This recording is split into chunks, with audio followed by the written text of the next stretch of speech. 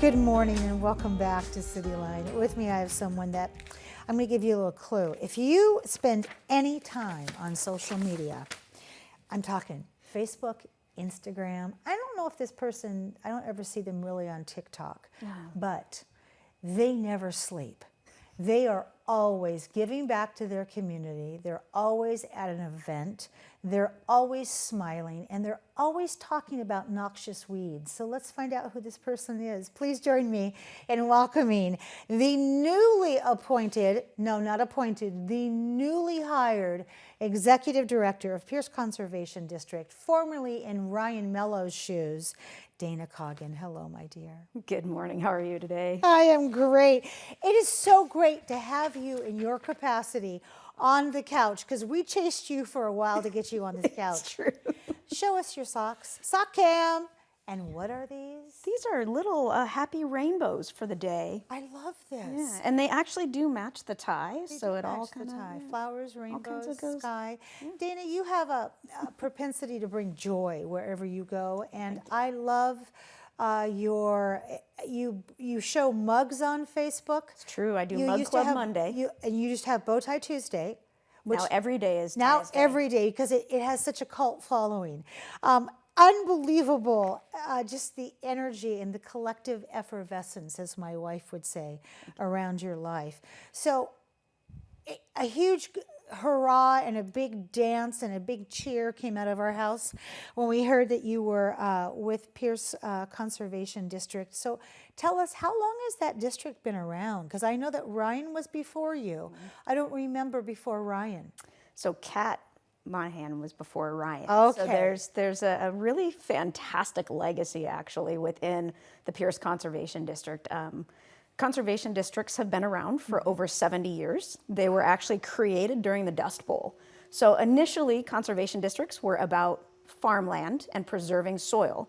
So I like to often say that conservation districts were farms, and then we moved into fish. And now we're really about friends and becoming friends with the planet that we live on and the places that we put our feet. We do a lot of shoreline work. We do a lot of work along streams. And we still do a lot of work within our farms, but we recognize that there's also a really big need within urban communities. Yes. To really say, we still touch the ground here, and we still need to have presence of conservation within our own backyards here in the city.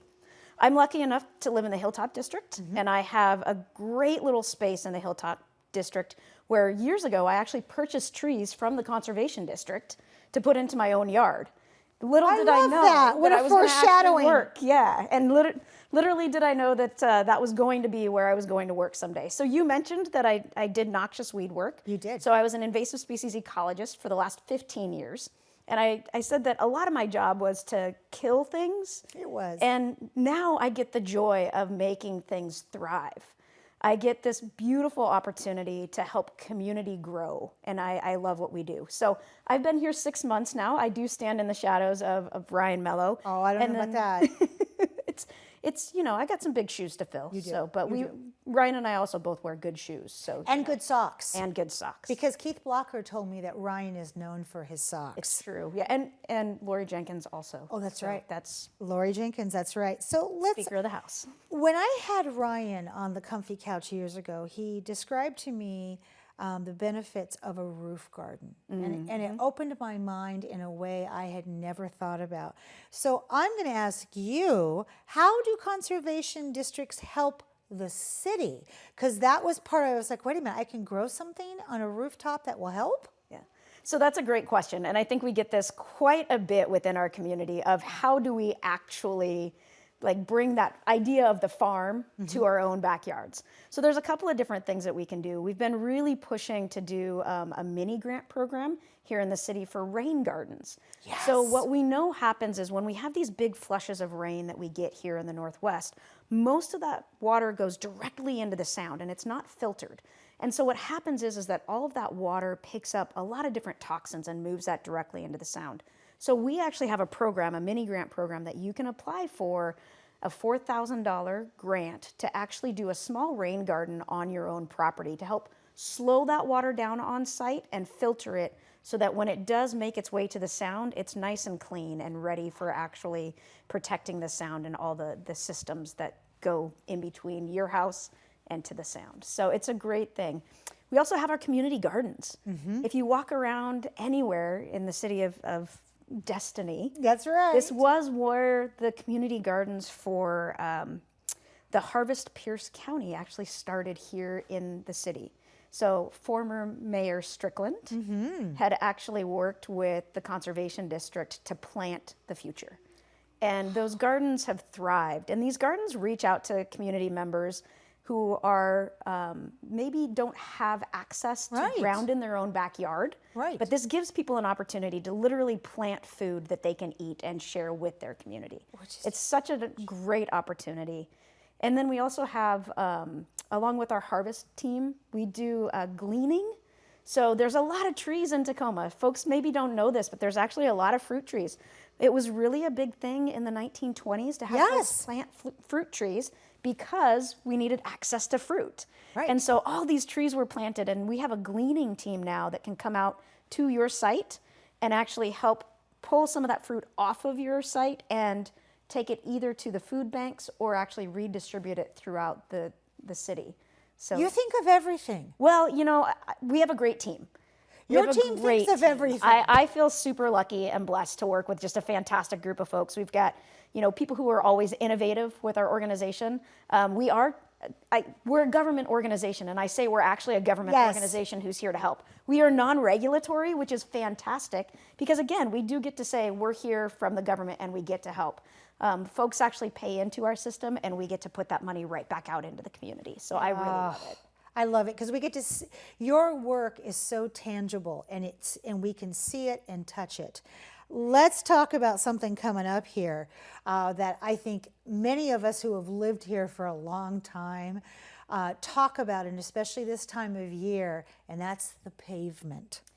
Let's talk about the phrase depave and what it means to you.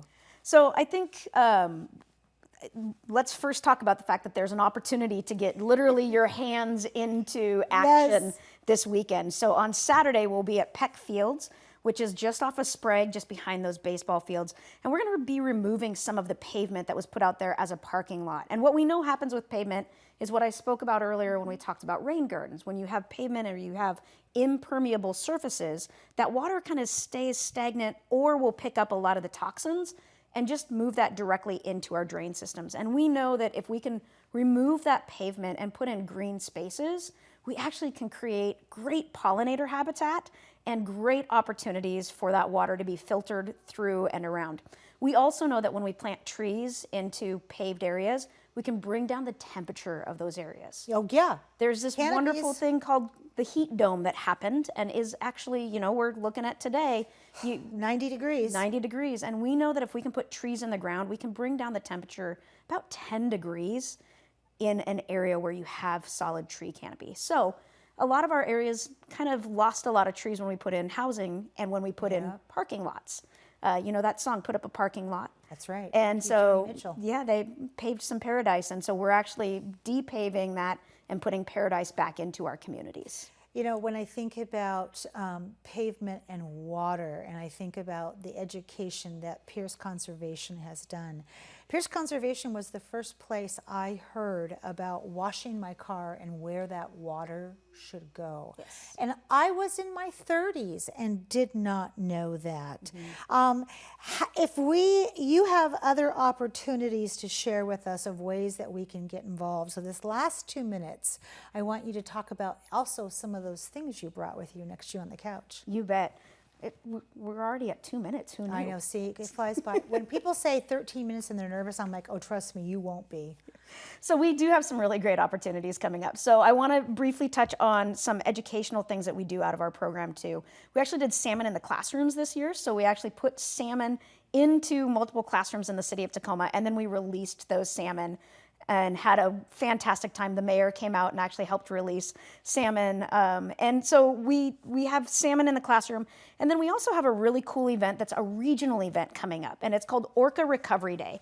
And so I did bring you a little hat. Thank you. So that you can have one. Yes, thank you very much. And You know so what? Orca Yeah. Recovery Day is an opportunity for us to regionally think about how everything we do impacts the sound and impacts the health of orcas in our area. Orcas are iconic to all of us. We love it. I started kind of really taking like photos of every place that our foot lands. We actually can make an impact. So each foot, wherever your foot steps, every step makes a difference in the recovery of our orca populations. We know that our orca populations are critical to everything in our area. They aren't just iconic, but they actually show us where the health of the sound is. They are such a barometer. They are. They are. So we've got that happening. And then if you're interested, we have a whole bunch of other events. We have events almost every single weekend. You do. So you can get involved.